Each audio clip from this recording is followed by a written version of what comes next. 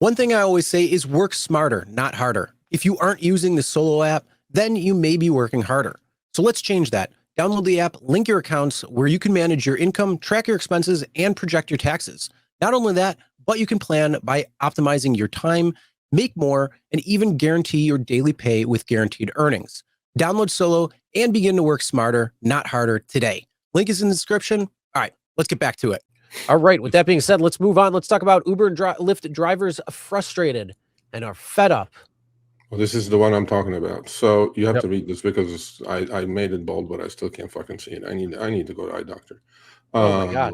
You don't have to read the whole thing. There's a lot of text here. You can pick and choose whatever you want. There's a lot of text here, but either way, why don't you give the setup and then I'll read. Okay, so I received this letter a few days ago from Florida, a driver from Florida. And, she's talking about the same things a lot of drivers are talking about. And our goal here is, look, we can hold your hand as much as we can hold your hand, right? At some point, Chris, we said this 1 billion times. You have to look into the mirror, right?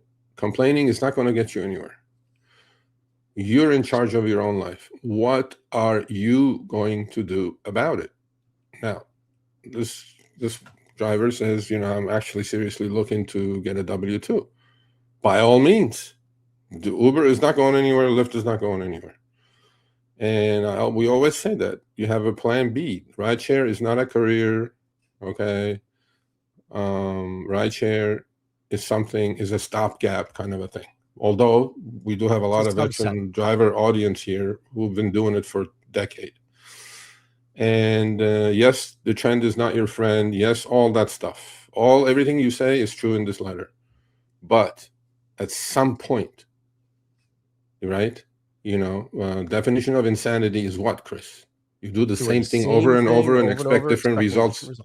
Yep. You can't do that. I mean, you need to take charge and you need to change things, But anyway, so that's the setup. All right. So just the letter was, I just had a trip that honestly left me extremely frustrated. I picked up a passenger near Universal and took him to the Orlando International Airport. I accepted the trip because I wanted to get out of Universal area for a while and move toward the airport. Passenger did show me his receipt for the trip. I saw that he had paid $39.58 while Uber paid me $11.41.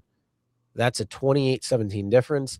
The thing is, I didn't feel comfortable asking passenger to let me take a screenshot or picture of the receipt. I didn't want him to make it uncomfortable or make it seem like I was doing something strange. But afterward, I kept thinking how important that information would be if we ever could compare exactly what the passenger paid to what the driver actually received. After doing rideshare for about 8 years, this is becoming extremely frustrating for me. The passenger sees that he paid $39.58 and may think that we as drivers are making good money. But he doesn't know that out of that nearly $40 fare, Uber ended up paying me only $11.41. And that's part of the problem with tips too. Many passengers probably think that because they paid almost $40 for the ride, the driver must be receiving a good portion of that money. They may therefore feel they don't need to leave a $4 or $5, $6 tip. Meanwhile, we have to pay for gas, commercial insurance, maintenance, tires, repairs, depreciation, other expenses that come putting our own vehicle on the road. Look at trips between Orlando and Tampa. Sometimes Uber wants to pay around $45 or $50 for those trips. People see that amount and think it's good money, but after gas, vehicle wear and tear, time, traffic, potentially having to drive back without a passenger, the reality is completely different. I've been doing this for 8 years, and honestly, I'm getting to the point where I'm seriously considering finding a regular job and no longer depending on rideshare as my full-time income. It's extremely frustrating to work all day, put thousands of miles on your vehicle, and pay all those expenses out of your own pocket while seeing that the passenger paid almost $40 and you received only $11 and some change. That's why I think drivers need to start documenting the trips. If we collect enough examples showing what the passenger paid versus what drivers receive, then we can show people the reality with numbers, not just opinions. Something really needs to change. Yes, it's a very unfortunate real circumstance of what's going on. Uber is jacking up prices in many areas and paying drivers less than what you have been paying or been paid, 8 years over the last 8 years, because we've seen, fare depreciations quite frequently. And, it's definitely a pain in the ass. And, I get your frustration, but the biggest thing that you probably need to do if you haven't already is find your cost per vehicle or cost per mile for your vehicle. Because if you don't know that, you don't necessarily know what trips are profitable to take or not. So you could say, oh yeah, $45.50 for going from Orlando to Tampa might be good, but the question is how many miles is that, and then the deadhead back, as well as what is your cost per mile for the vehicle, to be able to figure that out. If you don't know your cost per mile, you're screwed. You don't know what ride is worth it to take or not. So right there, if you don't know your cost per mile, then you need to figure that out, because then you start taking rides that are profitable versus rides that are not. And if you start taking rides that are profitable and ignoring the rides that are not, you are going to be setting yourself up for making money. So you need to be more selective that way. And then, you could just be burned out. You might just need to, as Sergio said, go ahead, take that job. Yep. You coming back is always an option, as you want, or take a break. You could go food delivery for a while, or package delivery, or different things within the gig economy that are still there, or whatever you want to do, really. And if you want to come back to rideshare and check it out, go for it. I mean, the sky's the limit when it comes to it. I mean, look, I agree with everything you said, but I do feel the frustration of all the hundreds of emails every week I get, right? Oh, yeah. The number one complaint is Uber charged this much and I got paid this much. And I respond the same way to all those types of emails.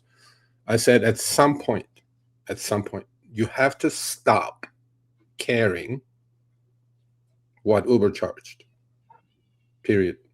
You have to care about what you're making, and if that's a good trip for you specifically. If you keep doing this, you're going to end up in the loony bin, right? And you're going to be more frustrated, more angry, more bitter, and more this, and the rider is going to feel it. And all I'm saying is it's like a chain reaction. It's a domino effect. And I do understand the frustration, because I've been doing this for a long time.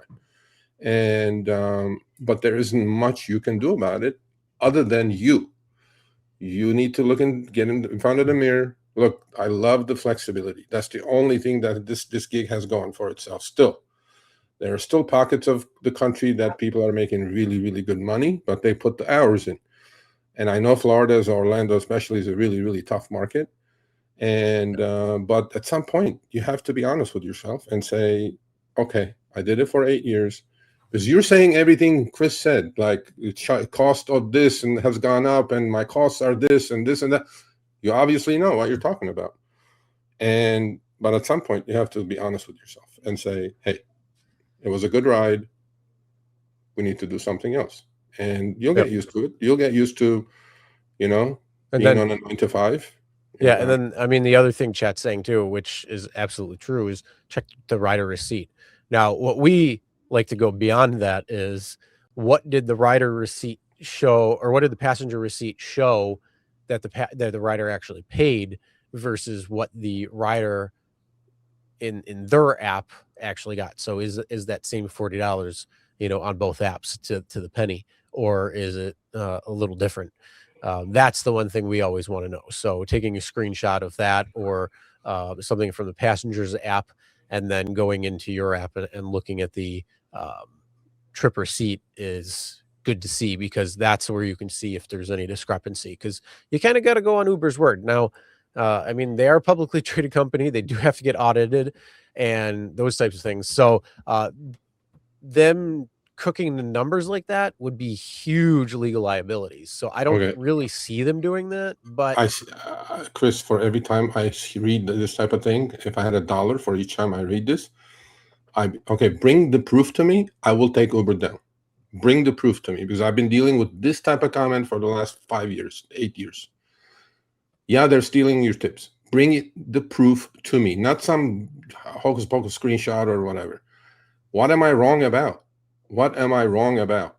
Right? What I'm wrong? No. I don't think he's saying that the tips are coming, or like that they're stealing tips. What he's saying is that the ride continues to go up for the cost of what the passenger has to pay. Yes. So the passenger is going to assume that the driver is going to make the majority of that particular trip, which means they will not tip Yes. And then that way, yes, it could potentially take tips away from you. It's not Yes. stealing. It's not Uber actually stealing tips. 100%. How many times we talked about the exact same topic? The fares on the riders since 2000 have gone up 60+% nationwide. As statistics, it's numbers. I'm a numbers man. And the pay has not kept pace with it. That's why Uber's take rate has gone up from single digits to 31% globally now. That's why their stock is where it's at. That's why the company is where it's at. So, yes to everything Chris said. Fares have gone up. Riders are feeling the pinch. Economy is not as great as the government says it is. Obviously, inflation is hurting everyone. And they may think that this driver is swimming in cash because I just paid $50 for 10 miles and not tip you. I get it. That's a side effect of what's going on, though. But the topic here is you need to be honest with yourself. All of you who complain is Uber charged this, I got paid this, and that. The next morning, you guys are turning the app on. I'm telling you, we're a rideshare channel. We don't want to lose viewers, but I tell you, just delete the fucking app. There is other things in this planet. You are better than you think you are. Yep. Than just rideshare. You want. I mean, take it one step further. Go to your local city. Go to your state. Make a big fuss about this to your local elected to your elected officials. Exactly. And there's areas in the country that they banded together and they have minimum rates. Minnesota has guaranteed rates for every P3 mile you drive. Seattle has P3 rates. Washington State has P3 rates.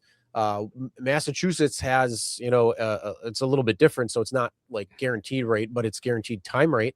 And other states have that as well too. So, Prop 22 with California, New York has stuff. So there are things that happen, and there are potentialities of doing that. But the question is this? You got to ask yourself: is the juice worth the squeeze? Like, are you seeing this as I'm burned out, I don't want to drive anymore, or I'm getting really fucking pissed off so much to the point where I'm gonna be that squeaky wheel that gets the grease, because the squeaky wheel gets the grease. The other ones don't get the grease. The squeaky wheel does. So those who bring up time and time again to your elected officials, or maybe you want to become an elected official. I don't have a fucking clue, but that's where you could take it and get change put in. But when it comes down to it, you have to look at things currently. And like you say, Sergio, it's definitely a kick in the balls when it comes to what they take versus what you actually get to make. But the thing is, that is beyond our control. It's unfortunate that it's turning that way, and it needs to stop. There needs to be some sort of adjustment where, I think drivers need to make a majority of the fare. And if it's not within Uber or Lyft's ability to operate, well, then you have a shitty business model. You do. 100%. And they burn through cash, and those people want their money back. And that's kind of what you're seeing right now. They still have to pay back all the shareholders all the early investors. So there's a lot of things there, but the reality is, like I said, know your costs and only take rides that are profitable for you. Yeah. And I do, by the way, we'll do a topic about this. I got a few emails about this. I do like that program, by the way, because I don't think too many rideshare drivers have $2,500 laying around in case of an accident for the deductible. Anyway, so we don't want to harp on this, but look, the trend is not your friend. I trade stocks for a living. This rideshare I'm doing, I swear to God, I'm doing it paying forward here, because I like what I'm doing. I like helping people, but this is the problem here. Definition of insanity is doing the same thing over and over and over, expecting different results. Things are not going to change. You are not in charge. You are not in control. So I'm not telling you to quit, but by all means, if you do get an opportunity to get a job, and people say a real job. No, driving is a real job. I'm talking a W-2 job with benefits and with things like that. By all means, I would take it, because rideshare 10 years ago is nothing like today. No. And the future with the AVs, autonomous vehicles, all this shit is going to get tougher and tougher and tougher and tougher. So look, it was a good run for 10 years. If you did it for 8 years, 10 years, and you're burned out, and burnout is real, folks. Burnout is for sure real. And you need to look for an outlet.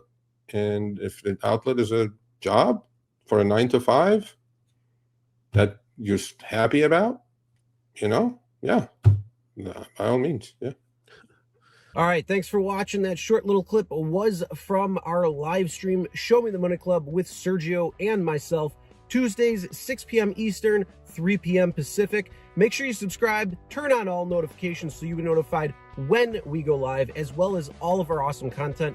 Make sure to check out this video right here, which will take you to the entire live stream, or check out this video right there. All right, drive smart, everyone.